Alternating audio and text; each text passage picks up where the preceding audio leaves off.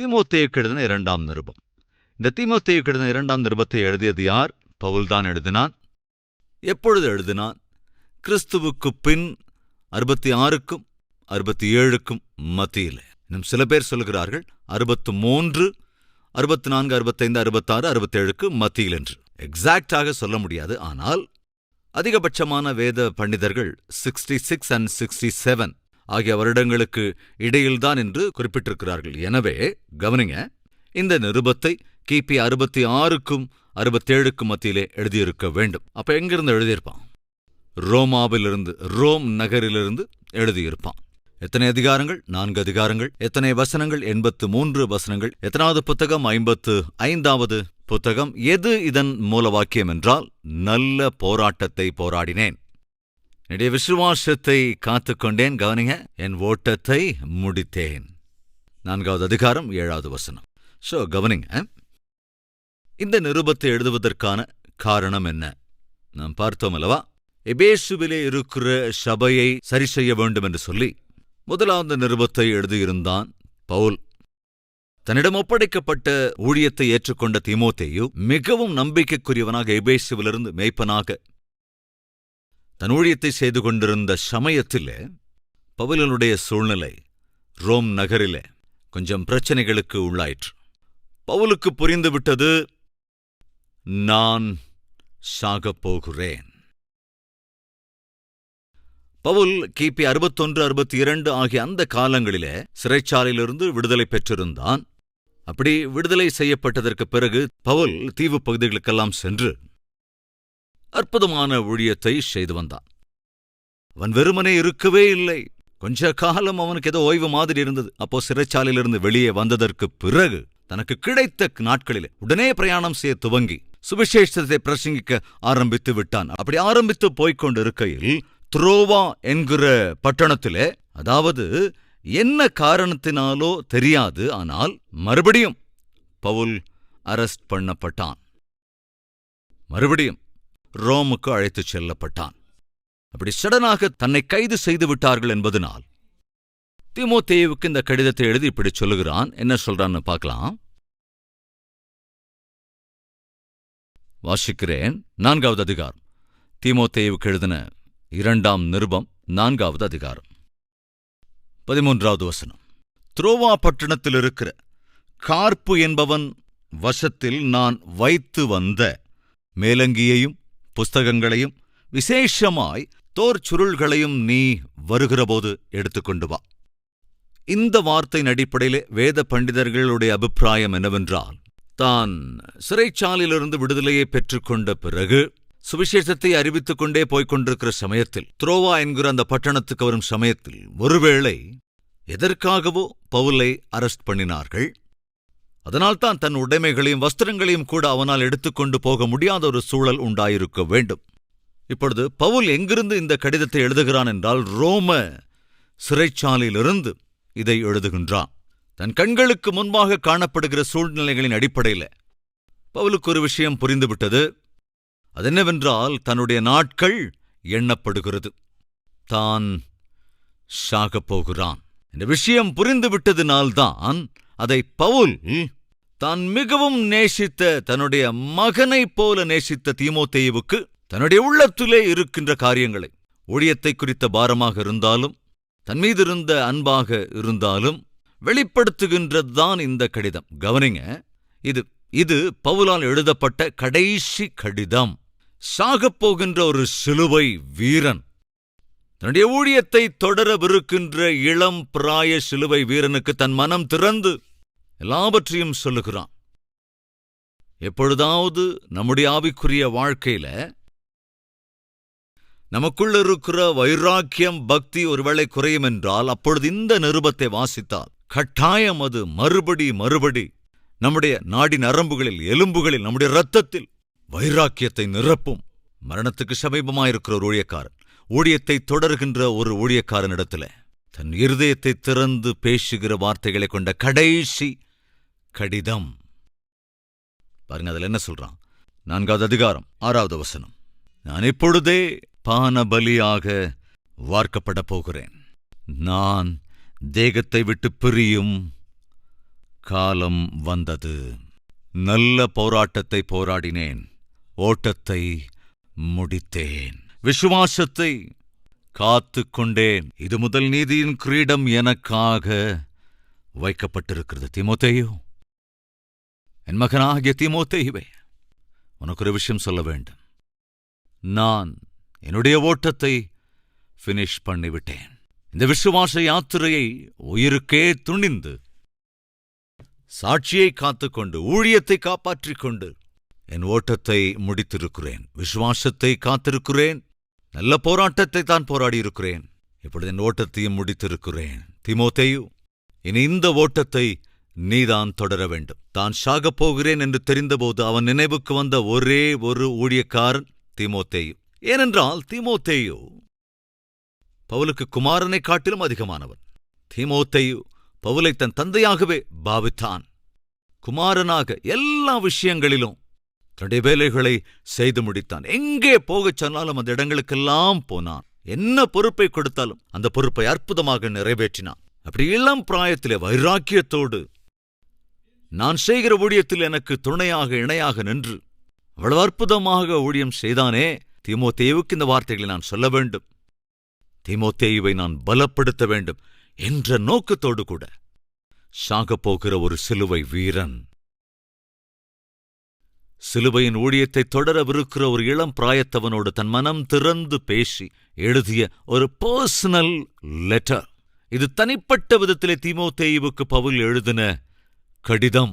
இந்த கடிதத்தில் உள்ள 4 விஷயங்கள்: 1, பால்யம்; 2, பலம்; 3, பாரம்; 4, பாக்கியம்.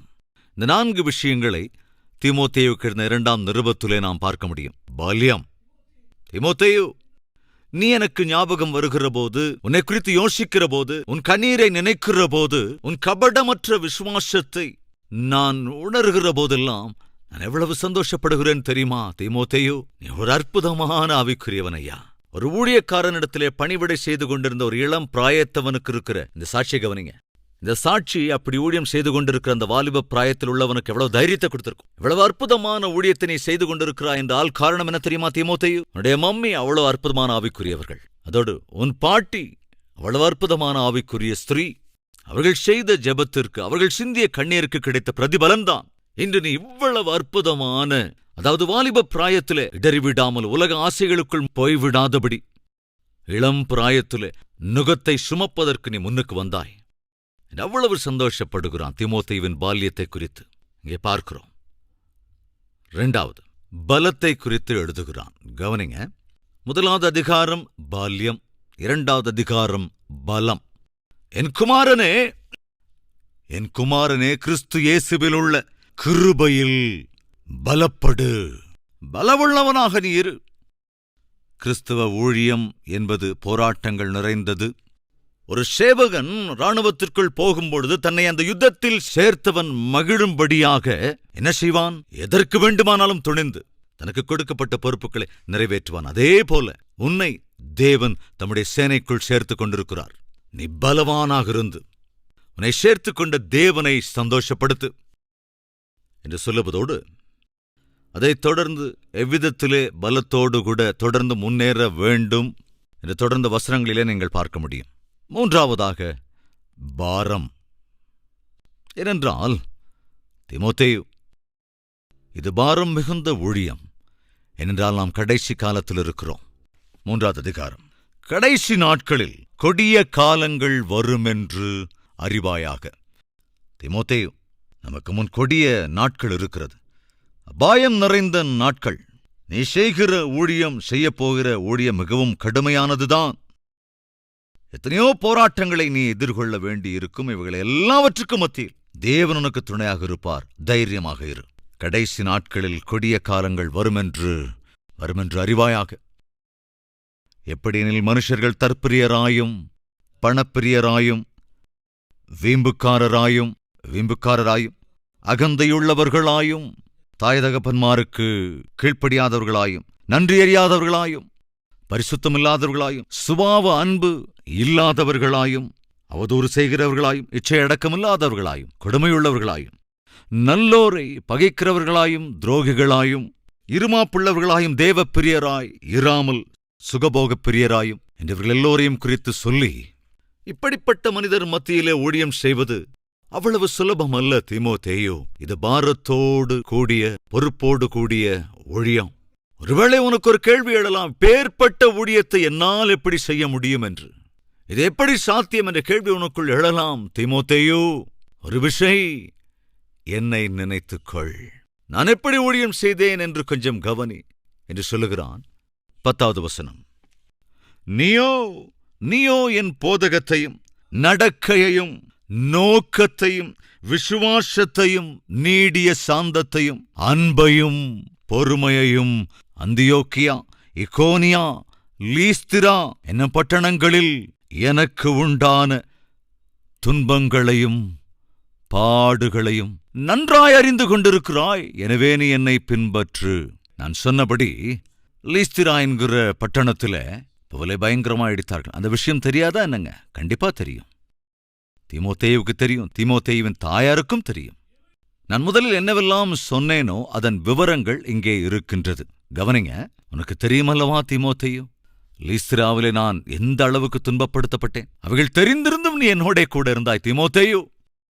எனவேதான் சொல்லுகிறேன், இந்த பாரம் நிறைந்த உண்மையான ஊழியம் அப்படியே தொடர வேண்டுமென்றால், இது ஒரு மனிதனுக்கு சாத்தியமா என்ற கேள்வி ஒருவேளை உனக்குள் எழுமென்றால் சாத்தியம். என்னை கவனி. நான் எப்படி சகித்துக் கொண்டேன், எப்படி ஆண்டவரை நான் சேவித்தேன், எப்படி அவரிடத்தில் அன்போடு இருந்தேன், எப்படி நடந்தேன், எப்படி சகித்துக் கொண்டேன், எப்படி பொறுமையோடும் சாந்தத்தோடும் இருந்தேன். என்னை கவனி. தன்னை ஒரு முன்மாதிரியாக மாடலாக காண்பித்து தான் சாகப் போகிற சூழ்நிலை என்பதனாலே, தீமோத்தேயு இன்னும் நீண்ட காலம் ஊழியம் செய்ய வேண்டி இருக்கிறது என்பதனாலே அங்கே பொறுப்புகளை ஒப்படைக்கிறான். 4வது பாக்கியம். கவனிங்க. என்ன பாக்கியம்?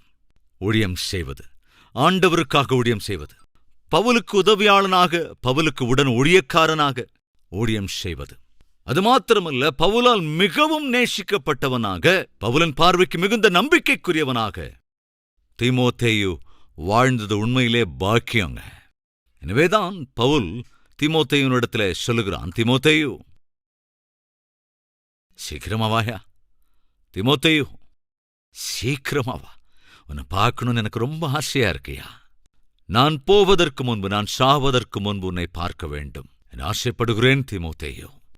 தீமோத்தேயுவின் வருகைக்காக தீமோத்தேயுவை பார்க்க வேண்டும் என்கின்ற ஆசை பவுலுக்குள் தன் கடைசி நாட்களில் இருந்தது என்றால் உண்மையாக அது எவ்வளவு பெரிய பாக்கியங்க. தொடர்ந்து பாருங்க.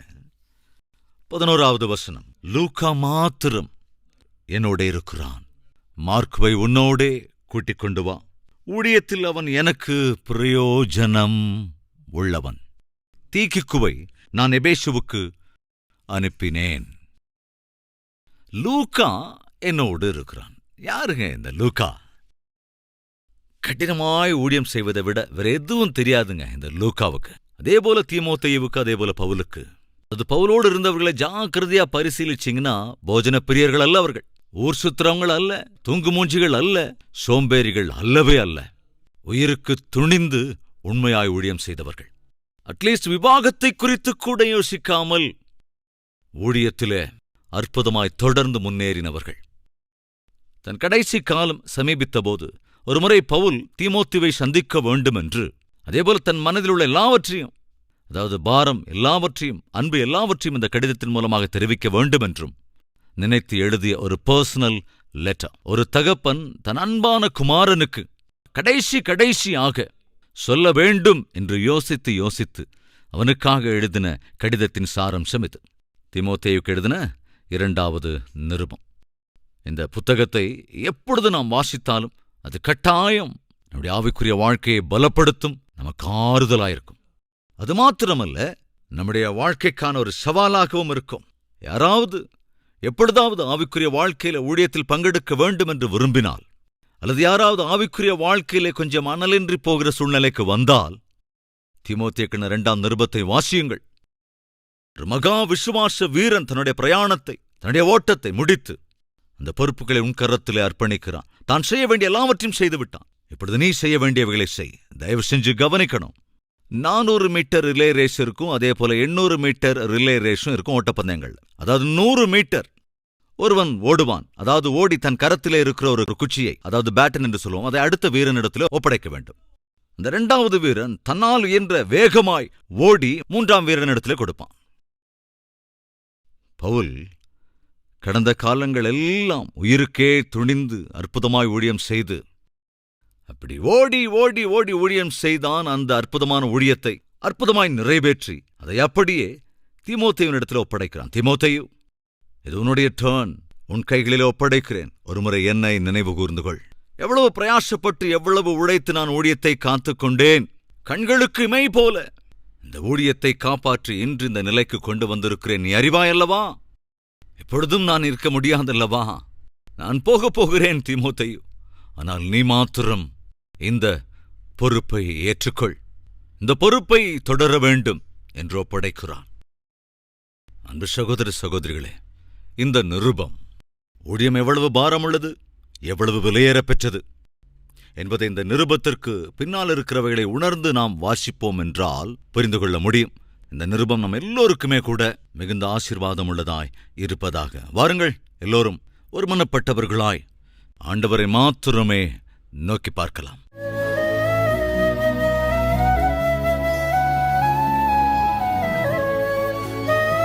மகா பரிசுத்தமும் அன்பும் நிறைந்த பிதாவே, எப்பொழுது எந்த சபைக்கு ஒரு கஷ்டம் வந்தாலும் தீமோத்தேயுதான் முதலாவது தன் நினைவுக்கு வருகிற சீஷனாயிருந்தான் பவுலுக்கு. காரணம், அப்பேற்பட்ட நம்பிக்கைக்குரிய ஒரு வீரன் தான் நம்பின சீஷன். அப்பேற்பட்ட ஊழியக்காரனாக ஆண்டவரே நானும் இருக்கிற கிருபை அருளிச்சேங்கப்பா. ஊழியத்தை அவ்விதத்திலே நேசிக்கிற மனதை எங்கள் எல்லோருக்கும் அருளிச்சேங்க ராஜா. தன் காலம் சமீபமான போது அவன் பார்க்க வேண்டும் நினைத்தது, சாகுமுன் தன் பொறுப்புகளை ஒப்படைக்க வேண்டும் என்று நினைத்ததும் கூட தீமோத்தேயுனிடத்தில்தான். அந்த அளவுக்கு பவுல் தீமோத்தேயுவை நேசித்தான். அந்த அளவுக்கு தீமோத்தேயு பவுலை ஒரு தகப்பனாக எண்ணித்தான் ஊழியத்தை மேற்கொண்டான். ஆண்டவரே அப்பா, பேர்பட்ட பிள்ளைகளை ஊழியத்திலே சபைகளிலே மேய்ப்பர்களுக்கு அருளிச்சேங்கப்பா. அப்படி நேசிக்கிற குணத்தை ஊழியக்காரர்களாக எங்களுக்கும் அருளிச்சேங்க ராஜா. பவுல் எவ்விதத்திலே தன்னுடைய விசுவாசத்தை காத்து கொண்டானோ, எவ்விதத்திலே நல்ல போராட்டத்தை போராடினானோ, எவ்விதத்திலே தன்னுடைய ஓட்டத்தை முடித்தானோ, அப்பா ஆண்டவரே, அதே போல நாங்களும் கூட எங்கள் விசுவாசத்தை கடைசி மூச்சு வரை காத்துக்கொள்ள வேண்டும். நல்ல போராட்டத்தை போராட வேண்டும். எங்கள் ஓட்டத்தை உம்முடைய சித்தத்தின் அடிப்படையிலே முடித்து உம்முடைய ராஜ்யத்தில் சேர வேண்டும். அப்படிப்பட்ட கிருபை அருள வேண்டும் என்று இயேசுவின் நாமத்தில் வேண்டிக் கொள்கிறோம் பிதாவே. ஆமென்.